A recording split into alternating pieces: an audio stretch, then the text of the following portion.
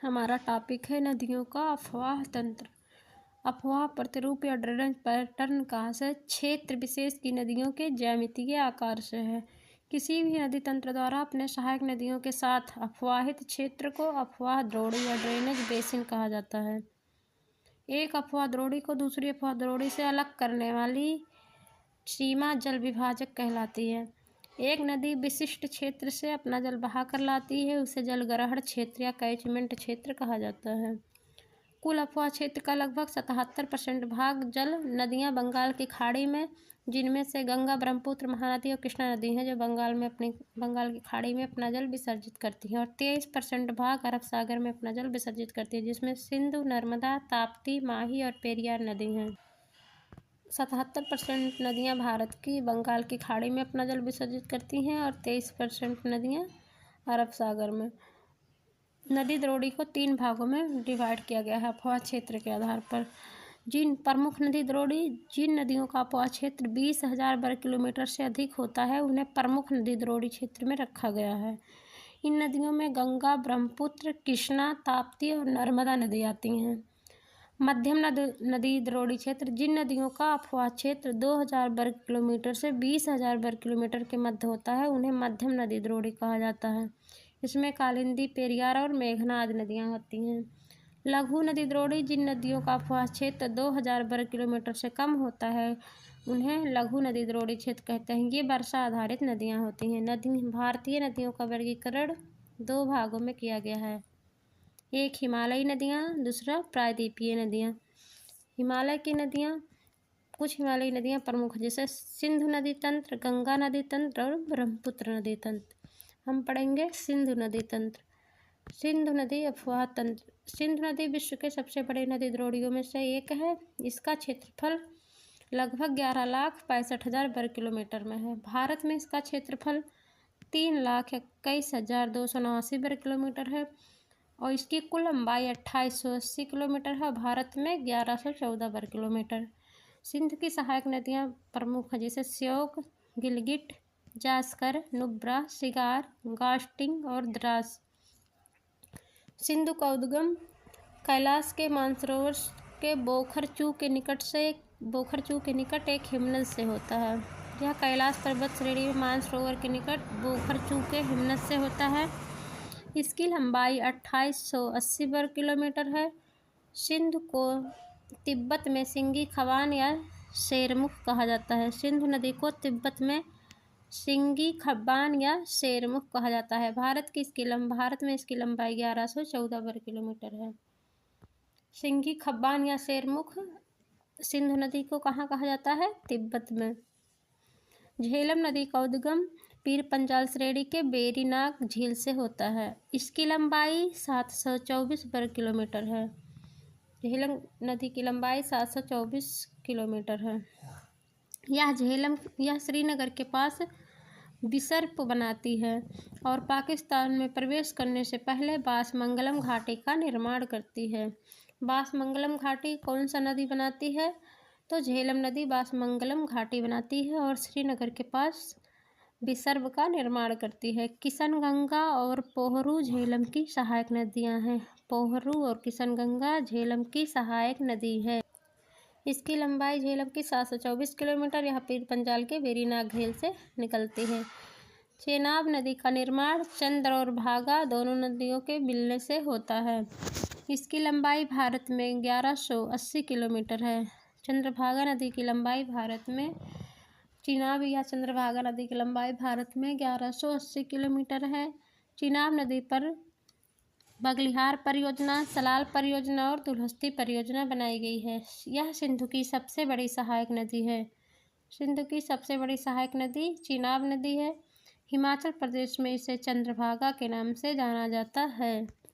रावी नदी भारत के रोहतांग दर्रे के पश्चिम से निकलती है और इसकी लंबाई 725 किलोमीटर है। रावी नदी रोहतांग दर्रे से निकलती है, इसकी लंबाई 725 किलोमीटर है। भारत में रावी नदी पर निर्मित परियोजनाएं चमेरा परियोजना और थीन परियोजना रावी नदी पर बनाई गई हैं।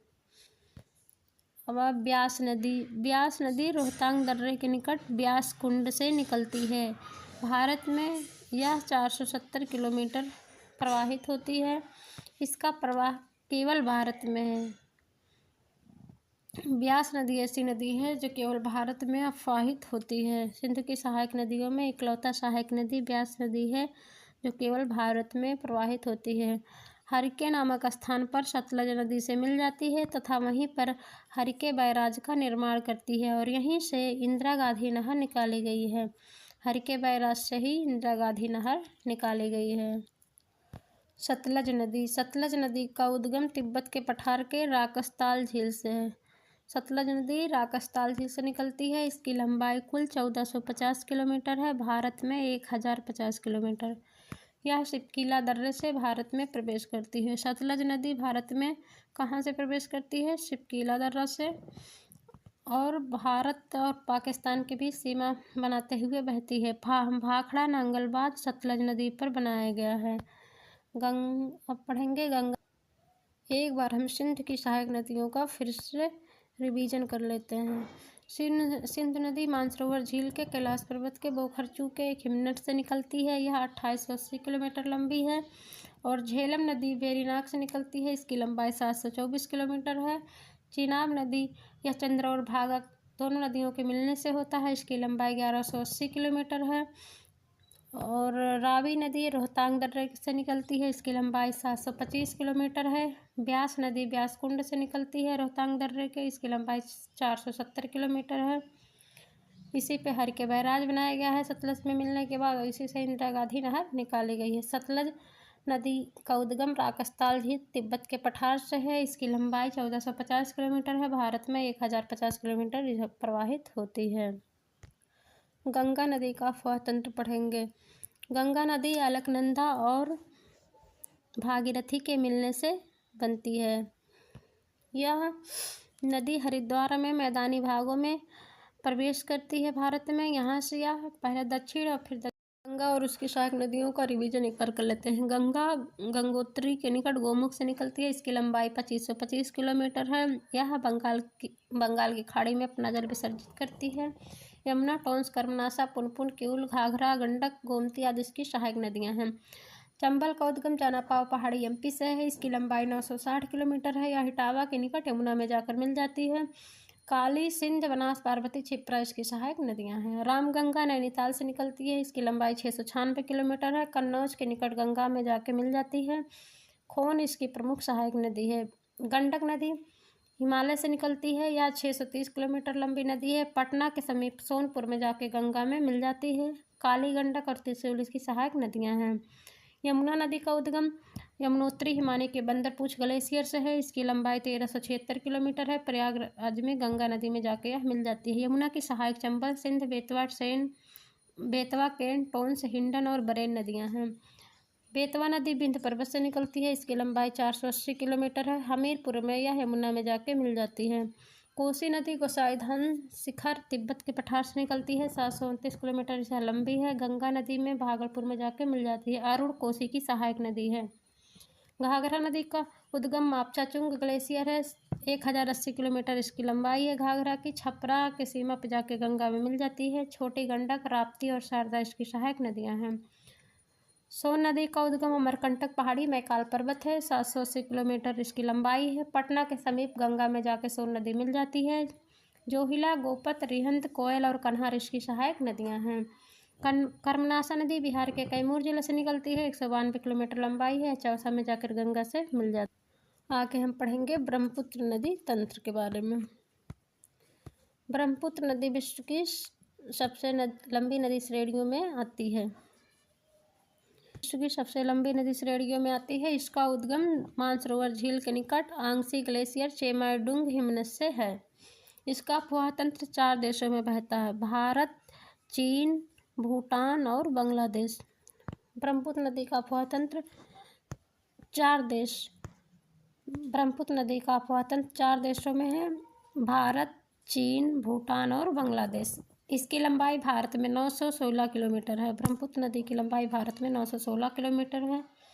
वैसे इसकी कुल लंबाई 2900 किलोमीटर है।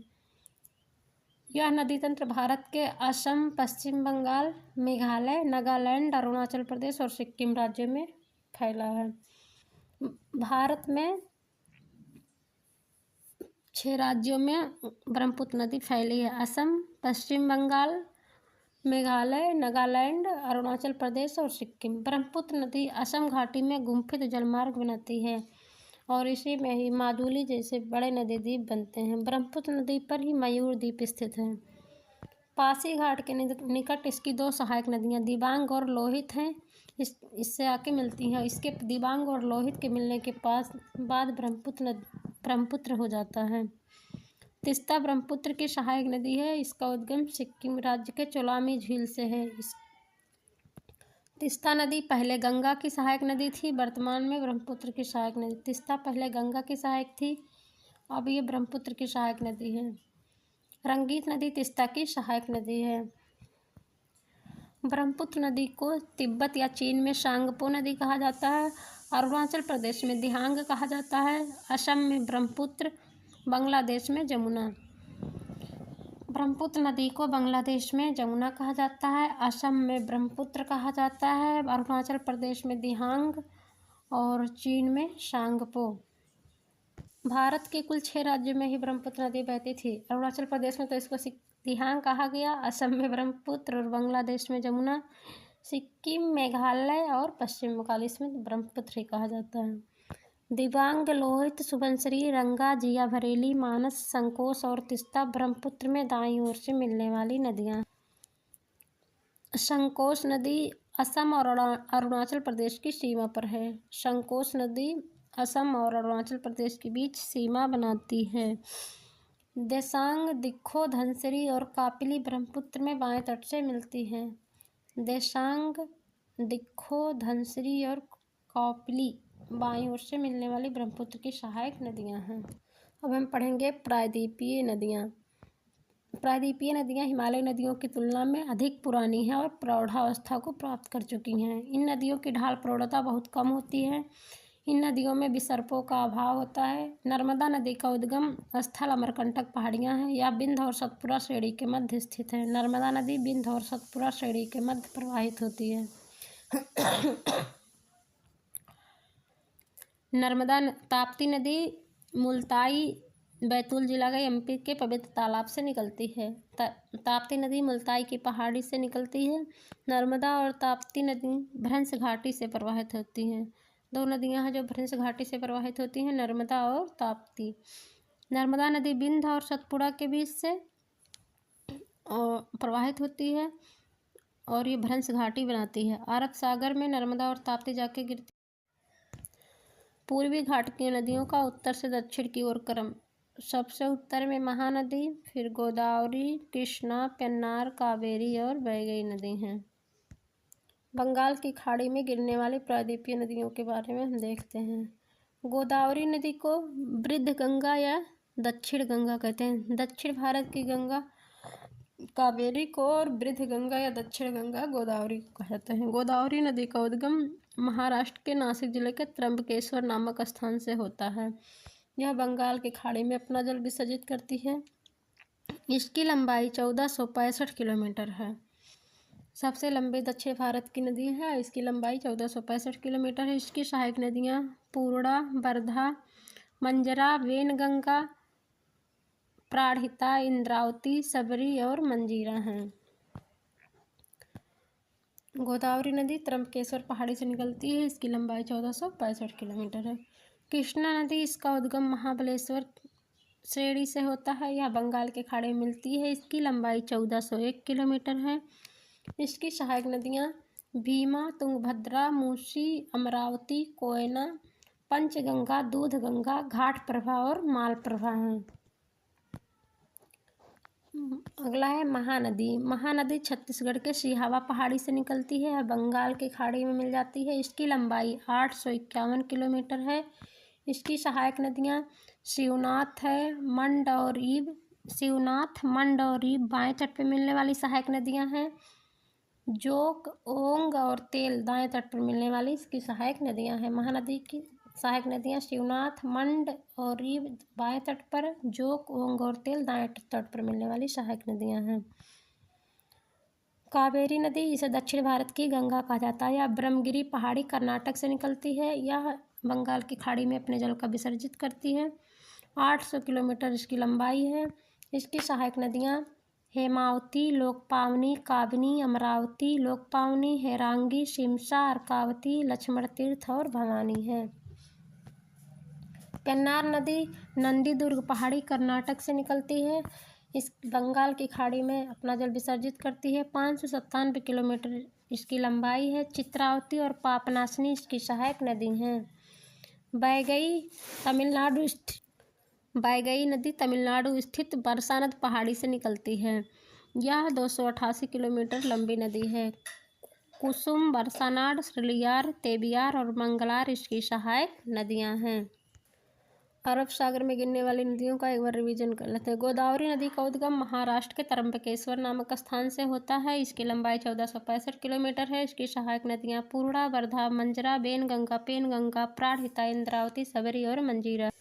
कृष्णा नदी पश्चिमी घाट के महाबलेश्वर के पहाड़ी से निकलती है। इसकी लंबाई 1401 किलोमीटर है। इसकी सहायक भीमा, तुंगभद्रा, मूसी, अमरावती, कोयना, पंचगंगा, दूधगंगा, घाट प्रभा और मालप्रभा है। महानदी का उद्गम छत्तीसगढ़ के सिहावा पहाड़ी से होती है। इसकी लंबाई 851 किलोमीटर है। इसकी सहायक नदियाँ शिवनाथ, मंड और रीव बाएं तट से आकर मिलती हैं। जोग, ओग और तेल दाएं तट से आकर मिलती हैं।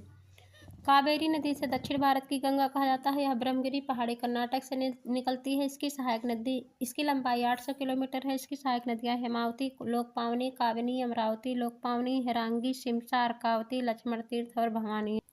पेन्नार नदी का उद्गम स्थल नंदीदुर्ग पहाड़ी कर्नाटक में है। इसकी लंबाई 597 किलोमीटर है। इसकी सहायक नदियाँ चित्रावती और पापनासनी हैं। बैगई नदी तमिलनाडु स्थित बरसानद पहाड़ी में है। बैगई नदी का उद्गम बरसानद पहाड़ी है। इसकी लंबाई 288 किलोमीटर है। इसकी सहायक नदियाँ कुमम, बरसानाड, श्रीलियार, तेबियार, बराह तथा मंगलार है। अब हम पढ़ेंगे अरब सागर में गिरने वाली प्रायद्वीपीय नदियाँ। नर्मदा नदी यह अमरकंटक पहाड़ी से निकलती है और खंभात की खाड़ी में अपना जल का विसर्जन करती है। 1312 किलोमीटर इसकी लंबाई है। ओरिसन, तवा, बंजर और सनेर इसकी सहायक नदी है। ताप्ती नदी मुल्ताई के पहाड़ी से निकलती है। यह खंभात की खाड़ी में गिरती है। 724 किलोमीटर ताप्ती नदी की लंबाई है। इसकी सहायक नदियाँ पूर्णा, बधुर, गिरना, बोरी, पांझार, अनेर और मोरना है। माही नदी एमपी के धार जिले के अमझोरा में मेहत झील से निकलती है। माही नदी मेहत झील से निकलती है। यह खंभात की खाड़ी में गिरती है। 585 किलोमीटर इसकी लंबाई है। जाखम, सोम, चाय और अनस इसकी सहायक नदियां हैं। लूनी नदी अरावली के नाग पहाड़ी से निकलती है और कच्छ के रण में अपना जल विसर्जित करती है। 320 किलोमीटर इसकी लंबाई है। जवाई, खारी और जोजड़ी इसकी सहायक नदियां हैं। लूनी और साबरमती ऐसी नदी हैं जो कच्छ के रण में अपने जल का विसर्जित करती हैं। और माही, ताप्ती, नर्मदा खंभात की खाड़ी में गिरती हैं। सबसे लंबी नदी नर्मदा है। यह 1312 किलोमीटर है। ताप्ती 724 किलोमीटर, माही 585 किलोमीटर। नर्मदा नदी अमरकंटक जिले